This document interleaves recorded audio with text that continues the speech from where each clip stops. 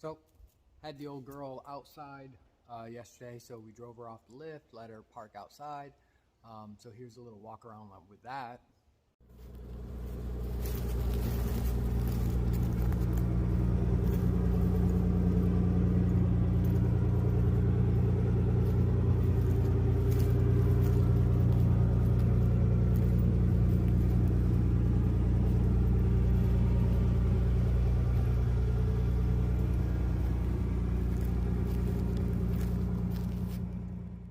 So what I did find out when I was pulling it back in, that even this is too low in the front. So I'm going to have to put it back on the lift and get it up in the air and swap out the 2-inch lowering springs with the stock springs. So hopefully it'll bring me up enough where basically the tires, when I go over any kind of like bump or whatever, the tires will bump into underneath there. There's these little things off the cab floor that come up for the fender, so it's kind of like a fender brace. So, and I'm not removing them, so I'm just gonna have to lift it up. So we're gonna fire it up, put it back up on the lift, and get it back up in the air. This is Friday, so I'm kind of starting early for the weekend because I really don't like doing springs. For me, it takes a minute, and I have to strap the truck down to the lift when I go to bring the springs up into place from the A-arms, the lower A-arms, to bring it up. The lowering springs didn't take that much work because they're a shorter spring, but since I got to put the stock ones back in, I know I got to strap it to the lift. So I'm going to fire it up and pull it forward.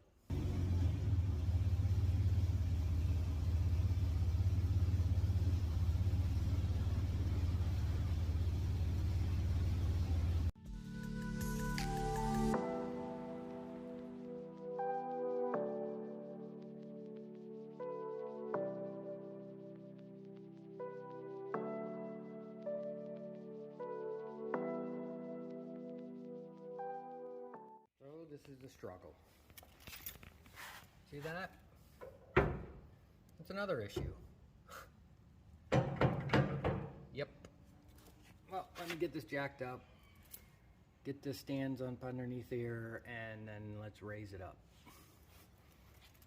All right, I'll be right back. Okay guys, so here's the stock springs. They've been kind of sitting out back. I don't throw away anything until I'm done, and even after then, I don't. So I just use these little clean and strip wheels, wire brush, this wire brush, and then once I clean them up, then I'll hit them with the metal prep rust stuff, just to get into any kind of, well, they're not really pitted, it's all surface. These are pretty thick. And then I use my black paint, and then I got it over here in my paint booth right there, and then that's all cleaned up and sprayed. And I mark, now you can't see it, but I mark it with a line right there to tell me that's the top, even though you can pretty much tell it's the top. It's just for me. And then here's the little rubber cap that goes on the top of that. So it took me about 30 minutes to get this on the lift, enough where I can lift it up. The biggest problem with this frame is that it goes straight, and then right here it kicks up. So I have to lift it up off the shackle on the back here. And then this, of course, up here goes right off the frame. So let me get you on a tripod here real quick, and then we'll talk about this. Okay. So when I put in the lowering springs and I replaced all the front suspension, A-arms, links, all that stuff, there's a lot of force on these springs. It's one of the least favorite things I enjoy doing is springs, because they're pretty dangerous, and I haven't found any way to do them that doesn't seem sketchy. So that spring that I did was for the driver's side. So because actually the driver's side and the passenger side, they're different heights. It's very minute. It's only like a quarter of an inch difference between the driver's side and the passenger side. I figured because the driver's side is a little longer because you're sitting in there all the time. So that's, I think, is the difference. But anyway, so I actually, to put these in, I have no weight in the front. So I don't have an engine up there or anything like that, kind of like you would normally use the weight to jack up the lower A-arm up in order to get the bolt or the castle nut on the bottom of the ball joint that comes through for the spindle. So what I have to do is I actually have to strap the truck to the frame or to the lift to keep it so it doesn't do this. So as I jack up the lower A-arm, the whole truck wants to lift up. So I have to actually I have to strap the truck down to the lift, the front arms, so it doesn't do that.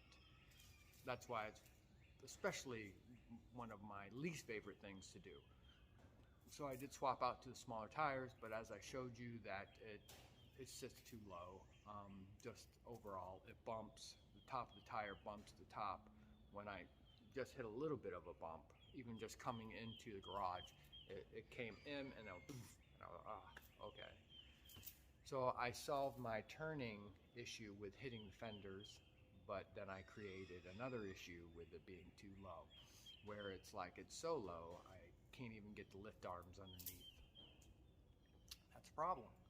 So I'm going to clean up the passenger side spring, clean that up, get that painted up, and while that's drying, I'm going to put in the driver's side. So this is a little disclaimer. I am not a spring expert. So whatever I may do may be different than what you should do. So basically I'm saying is I'm just going to try to get them in the best way I know how with my application that I have to do it in. So with that being said, I'm going to start cleaning up the other spring and get that painted, and then lift this back up off the ground or off the little rampy things I got there. And then I'm going to start taking apart the driver's side because you have to take a lot of stuff off to just put in that spring. So hang with me here for a minute and we'll get this done.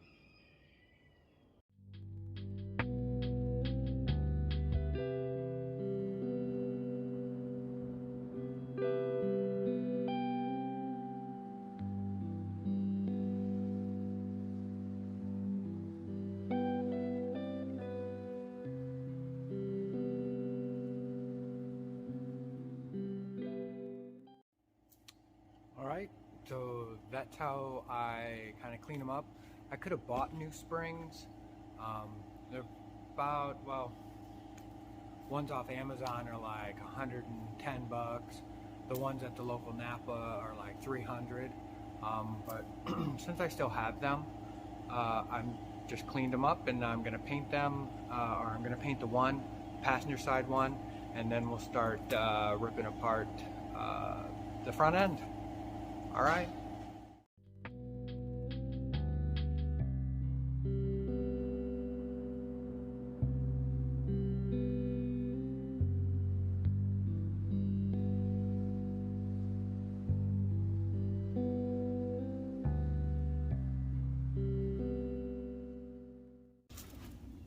So we're going to record as much as we can of this. I'm not going to shove the camera all up in there. So it's probably going to be from out here, but I'll kind of explain it after I'm done. So I'll record one side and then I'll just get onto the other side. So just start ripping it apart easily.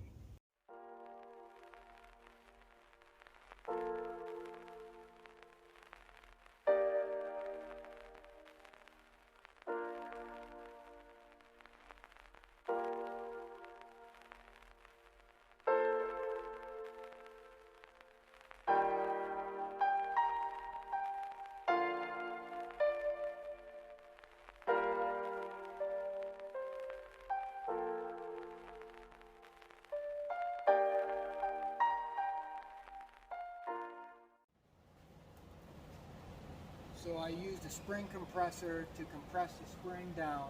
There's a little, where the spring sits in the pocket, and then up above. So I managed to pry bar it all in. Now I got to try to bring it up so I can attach that. Yep.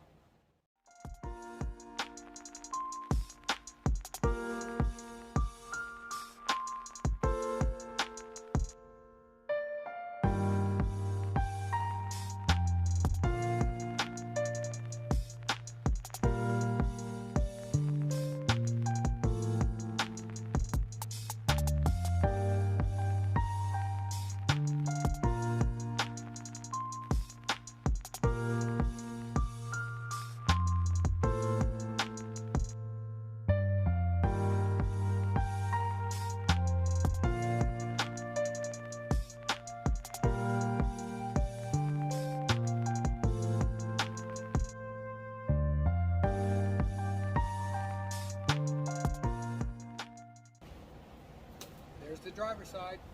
Now I'm going to do the passenger side.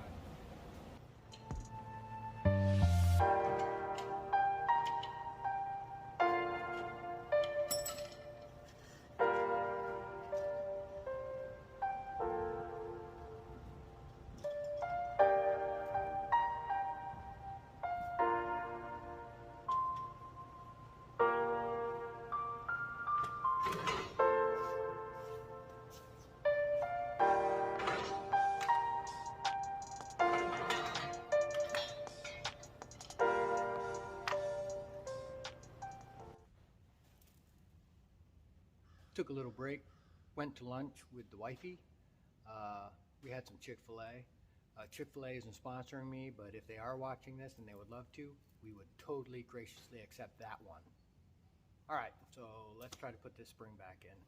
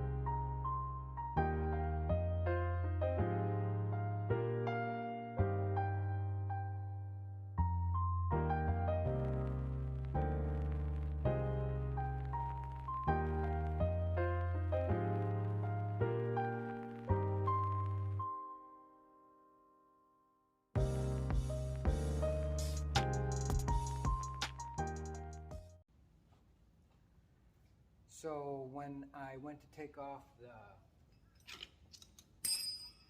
sway bar link, this guy right here, the threads were stripped, so I couldn't get the nut off, so I just cut it. So I have to get new sway bar link ends. So I'm gonna go pop around and see if I can find those, and then we'll be back and button this up, drop it on the ground, and see how much space we gained. Alrighty, so we got the stock springs back in. I replaced both sway bar links since I was replacing one, and it was a little different than the other one. So this was the good one. This is the driver's side. The passenger side one stripped out right here. So I replaced that, and I went down and got a set, and then I said, well, I'll just replace them both so they're both the same manufacturer. So now we're going to drop it down and see how much clearance that got me from the running board to the ground. So let's see how this goes.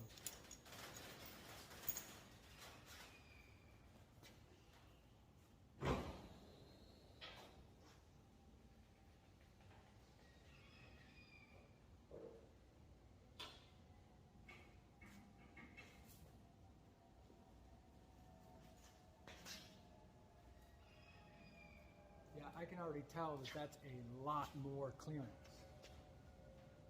even with the smaller tires in the front. So let me grab my tape measure, and then I'll measure this from the running board to the ground was 5 inches, actually 4.5, because the lift was actually holding it up a ½ inch. I actually had to jack up the front, spin the little pads down to get it fully off the lift. So right now it's fully down, plenty of space right there. So let me measure that right there, and then we'll see what that is.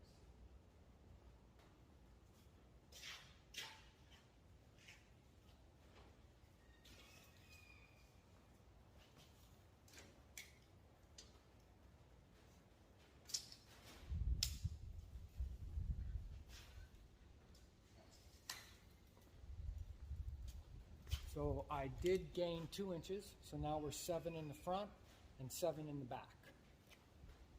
So, yep, I think that's gonna work because now I can get the lift on and off. Let me show you. I showed you before, well, how the lift would just hit the running board.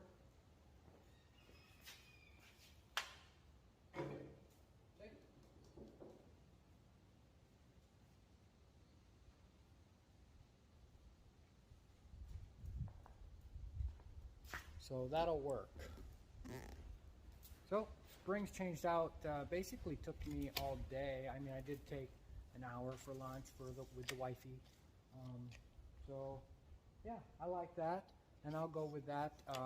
Probably what I'll do now is pull it off the lift and see if it scrubs when just coming up and on there, and then go from there. All right, see you in a bit.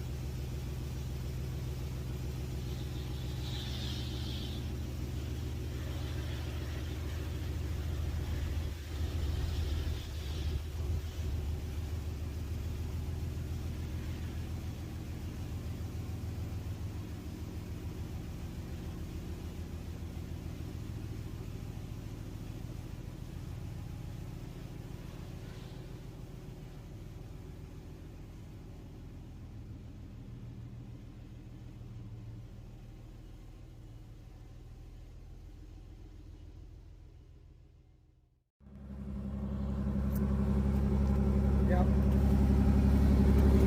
So now there's plenty of clearance. I like that way better.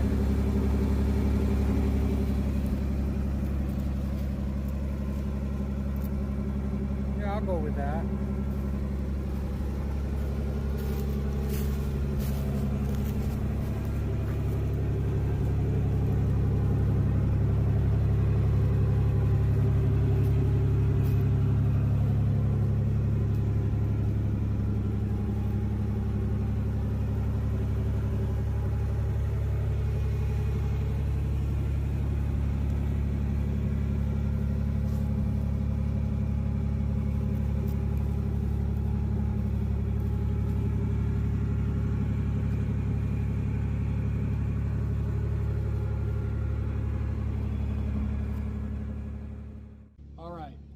before, the other day when I had it out, when I brought it in, it would bottom out when I just pulled into here, because there is a little bit of a step from the ground to the cement. So I'm going to pull her back in, and yeah, let's see how this goes.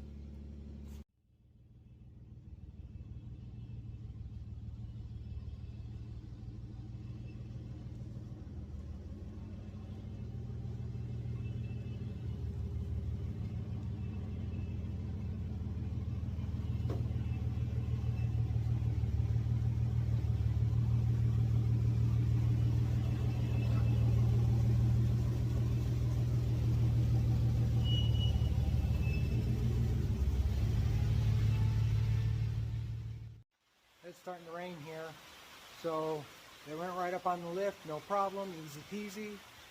Arms slid right up underneath like I needed them to, and took about 5 minutes to actually get the lift situated.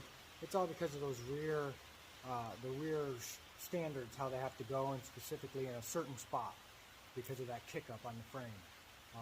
You guys probably heard it as I was driving it in.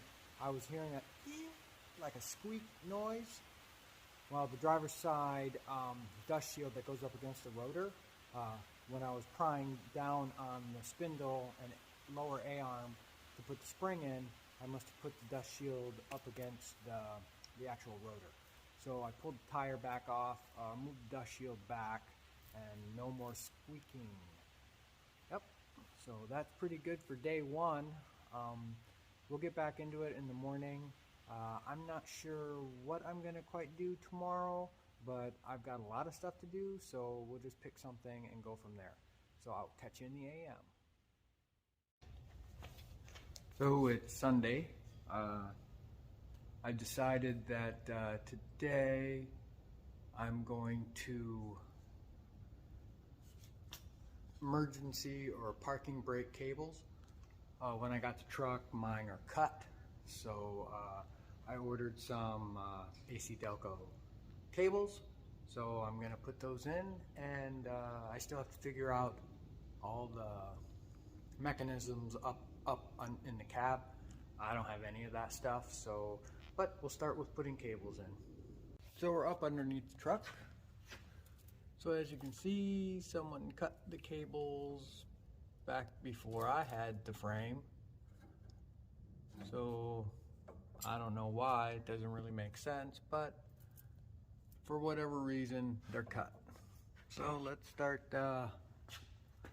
pulling this whole assembly apart, and I've got the passenger side one now, and then in a little bit I'll have the driver's side one. So let's start taking this apart.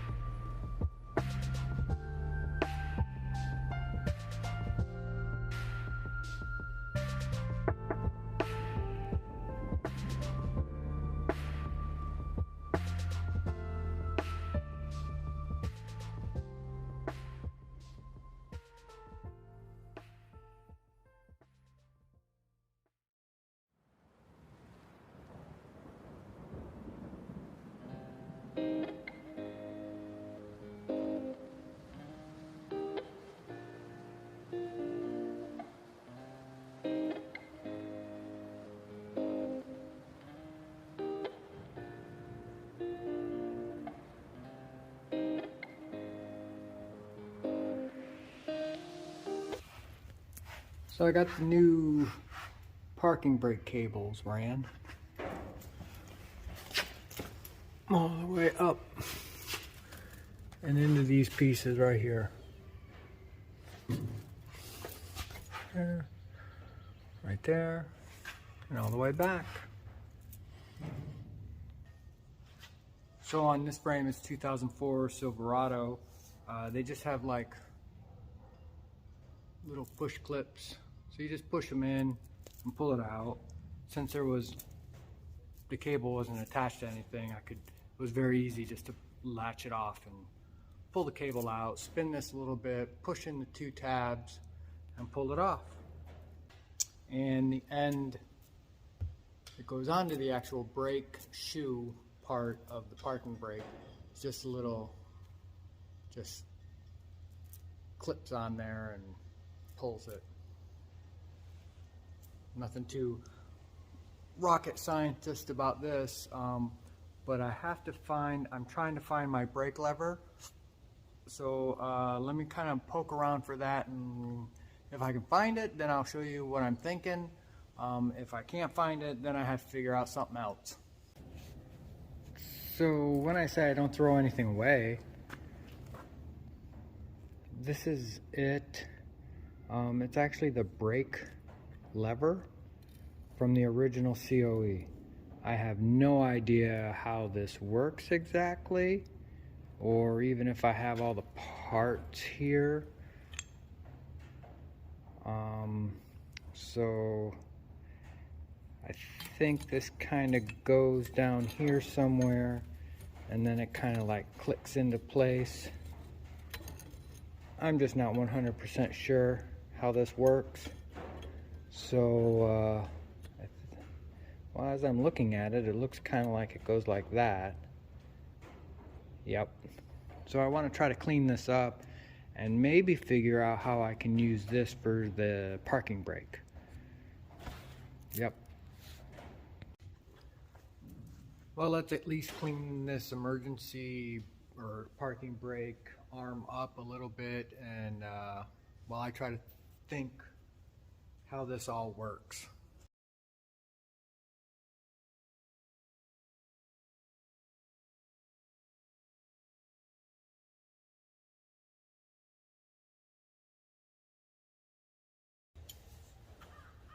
So I cleaned it up pretty good around the mechanism. If I can get this to all work, then I'll take it apart or sandblast it up. I have a little sandblasting cabinet. So let me look at this for a minute and see how this works. Yeah, okay. I'll be back if I figure it out. Hey guys, I think that's gonna wrap it up for this weekend. Today was kind of a bust. All I got done really was just running those parking brake cables to the back that had been cut. I really kind of like searching, digging around, trying to find any way to make that parking brake handle work, the old one, or something like that similar for cable routing, even if I have to make some brackets for it, because originally the 54 had a drum brake on the drive shaft. So when you pulled the handle, it ran a series of levers up and around and down. I'll put in a quick little video right here of what it's supposed to do.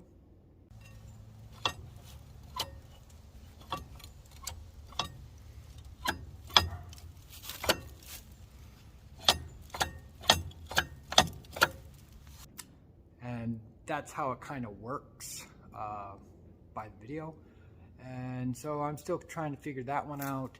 And then I decided, oh, you know what, I'm gonna kind of work on that vacuum motor, because the vacuum motor for the wipers actually moves freely. It's a great piece still, and they work off in vacuum pressure off the engine. So since I have the canister, the vacuum canister holding tank that does the heater control valves for the defroster and everything, I was like, oh, I'll just tap into that and run the 1/4-inch vacuum line up to the motor, and maybe I can get that working.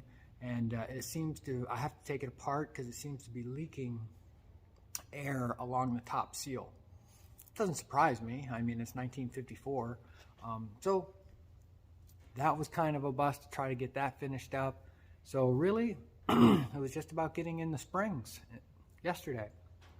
So that's gonna wrap it up this weekend. Yeah, hit like, share, subscribe.